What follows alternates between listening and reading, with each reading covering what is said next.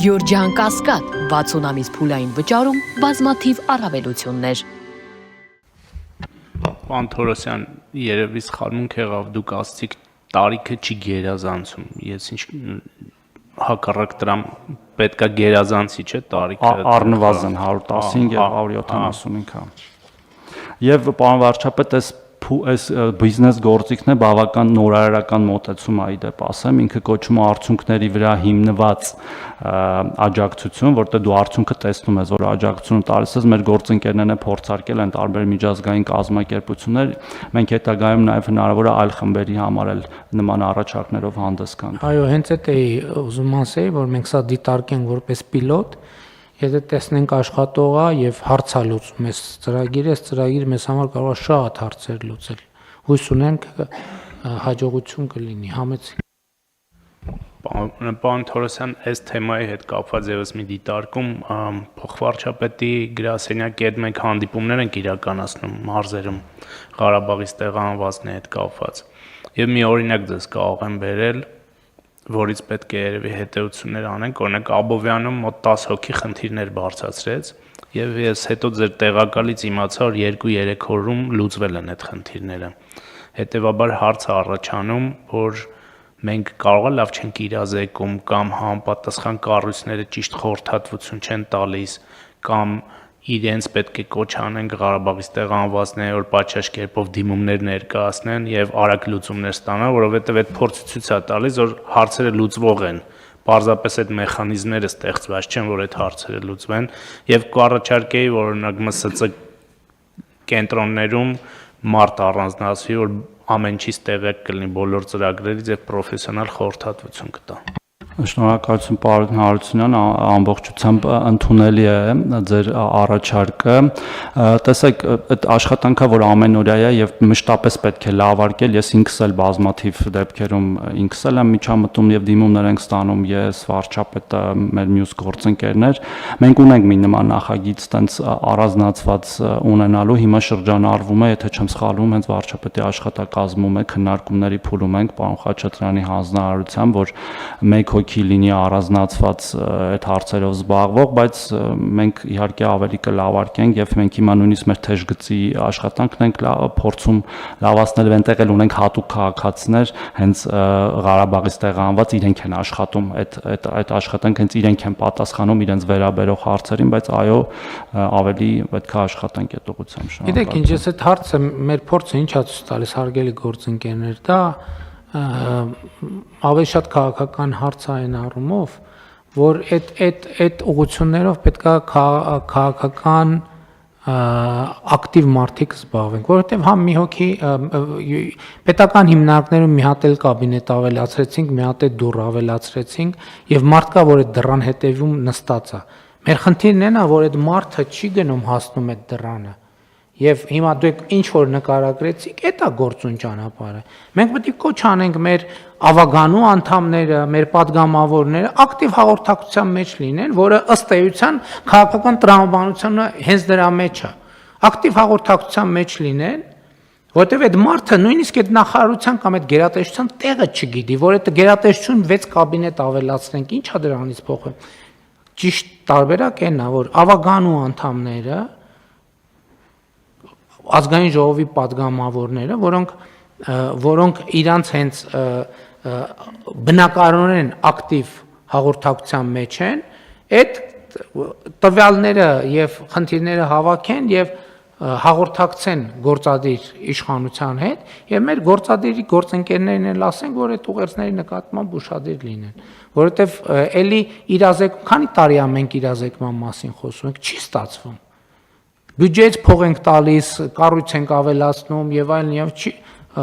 ու այլ տեղից պետքա մարդու մոտ գնացող լինի։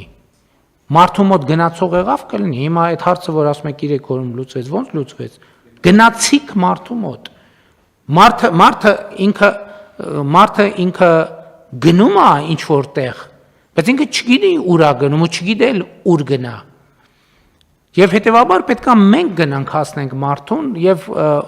Չնայած այդ մեկը մյուսին չի բացառում, այսինքն մեր պետական համակարգերն էլ ավելի արձագանքող լինեն, կամ մենք չգիտեմ թեժ գծերի հետ կապված մեր հարցը լուծեցինք, թե չլուծեցինք, որ մենք թեժ գծեր ունենք, որտեղ մարդիկ բողոքում են, զանգում չեն ընկնում են իրանց զանգը հազարավոր զանգերի մեջ կորում գնում է։ Դրա լուծման ձևը անընդհատ աշխատանքն է, ես դրանում համոզվել եմ։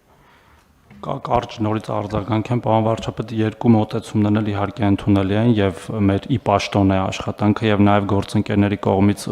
ուղղորդումները, հա,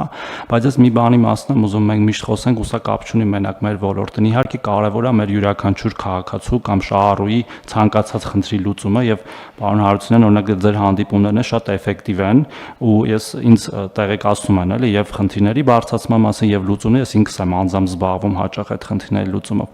Բայց մենք միշտ մոռանում ենք այն մյուս տասնյակ հազարավոր դեպքերը, որոնք արդեն լուծվել են ու դրանց մասին մենք ոչինչ չենք լսում, որտեղ լուծված են այդ խնդիրները։ Նույն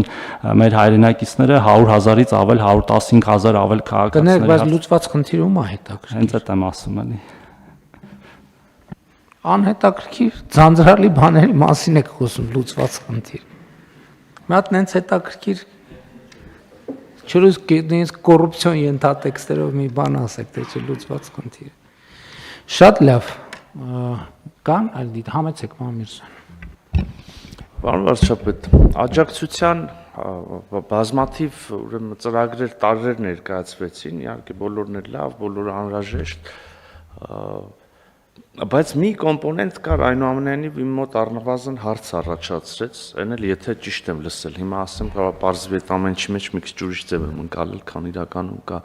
բնակարանաշինության այդ հատուն սարքելու ծրագիրն ենք երկարացնում, կրթվելու հնարավորություն, վերավորակավորում, զանազան խրախուսանքի բաներ, բայց այն բնակվարձի կոմպոնենտ, որ 10 տարի ես ոնց որ լսեցի այդ բանը, իմ տպավորությամբ սա ողջ հարգանքով հանդերձ կարող է մի փոքր չափազանցություն է, որովհետև ես օրինակ գուցե դիտարկենք սկզբի համար 3 տարի, որովհետև կամ 5 տարի, ինչի եմ ասում, որովհետև երբ որ մարդուն, ցանկացած մարդուն, նույնիսկ վերանալով կոնտեքստից 10 տարվա այդպիսի հեռանկար է տալիս, մի տեսակ ինսենտիվն էլ եւ մոտիվացիան էլ է կորում փոխելու կյանքում մի բան կամ այլ գուցե, բայց Պարոն Միրզյան, խոսքը հետեւյալ դեպքերի մասին է, հատուկ սոցիալական խմբերի մասին է խոսքը։ Ընտանիքը բաղկացած է երկու անդամից, ենթադրենք, մոդելավորենք, ես չգիտեմ, իրականության մեջ այդպիսի ընտանիք կա, բայց ենթադրում ենք կլինի։ Ասենք երկու անդամներից մեկը 80 տարեկան է,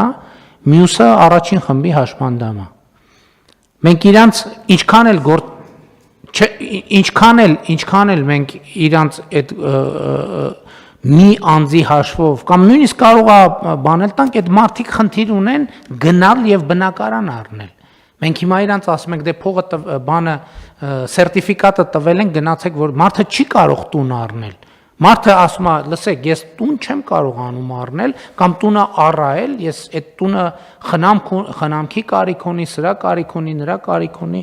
Մարդուն ասում ենք, եթե մենք ոչ մեկին չենք ստիպում, ասում ենք, եթե դուք գնահատում եք, որ դա ձեր վիճակն է, որպեսզի մարդը անդադ ստրեսի մեջ չլինի, վայ, եսա դեկտեմբերի 31 անցավ, բայց հիմա ինչ եմ անելու, փողոցում եմ հայտնվելու։ Մենք ասենք, ոչ, փողոցում չեք հայտնվելու։ Մենք 10 տարի հեռանկար ենք բացում։ Այդ 10 տարվա ընթացքում, եթե խոչընդոտ չկա, որ ինքը գնա այն մյուս ճանապարհով։ Եվ էլ եմ ասում, խոսքը սոցիալական որոշակի խմբերի մասին է, սա նախ ուզում եմ հիշեցնել, որ մենք վարձավճարի ծրագիրը մենք փոխել ենք, հիմա գործող ծրագրով մենք ընտանիքի անդամների մինչև 18 տարեկաններին ենք տալիս այդ վարձի աջակցությունը, նույն ընտանիքի եւ Ես կարող եմ 63-ից բարձր եւ հաշմանդամությունն առաջին երկրորդ խումբ 63-ից բարձր 18 տարեկան լրացած բայց դպրոց կամ միջի մասնագիտական գնացող եւ կերակրողին կորցրած, այսինքն ամենախոցելի 80 տարեկան ամուսիններ են, որոնք ուրիշ հարազատներ չունեն, առանձին ընտանիք են։ Ասենք մենք իրանց հիմա մաքսիմումը ինչքան է 8 միլիոն է բնակարանի համ 10 միլիոն է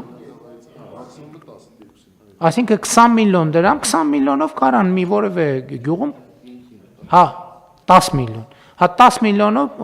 կարող են մի որևէ տեղ բնակարան ձեռք բերել բայց մարդը կարող է նախընտրի իր համար որովհետև դա հոգս է Մարդը կարող նախընտրի ուղղակի ապրի որևէ տեղում։ Եվ ընդհանրապես ես ուրիշ բան եմ, ես կարծում եմ, որ մենք մարդկանց համար պետք է հնարավորություններ ստեղծենք, ես առողջապահության ներողություն անդրադառնամ ասում եմ, աշխատանքի եւ սոցիալական հարցերի նախարարի առաջ ուրիշ խնդիր եմ դրել։ Մենք ընդհանրապես 65 տարեկանից բարձր մարդկանց համար կյանքի սցենարների որոշակի տարբերակներ պետք է ունենանք մշակած։ Մենք դրա մասին էլ ընդունված չի խոսալ։ Մենք դրա անունը դրել ենք բան, մենք դրա անունը դրել ենք ավանդույթ կամ չգիտեմ ինչ, մենք չենք ֆիքսում։ Եթե մարդ օրինակ 65 տարեկան թոշակի մարդը ուզում ասենք առանձին ապրի ինքը ինչ տարբերակներ ունի։ Ինչ տարբերակներ ունի։ Շատ տարբերակներ չունի։ Իսկ մենք պետք է ստեղծենք, իսկ ով է ասել, որ այսինքն մենք տենց բաների մասին էլ չենք խոսում։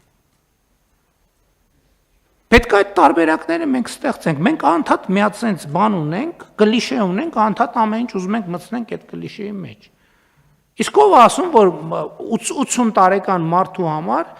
ժամանակը ծախսելու լավագույն ձևն է նա, որ ինքը գնա տներ ման գա, տուն առնի, չգիտեմ, հետո մտածի կաֆելը ինչ անի, մետլախը ինչ անի, տանիքը ինչ անի, ինչ անի։ Կարող է մարդուն պետք է ուղղակի մի հատ մինիմալ կոմֆորտի մի բան ունենալ, այդտեղ ապրել եւ լրացուցիչ հոգսերի մեջ չմտնել։ Էլի եմ ասում, եթե դա իր գնահատականն է։ Եթե իր գնահատականը չի, այդ լրիվ ուրիշ խնդիր է։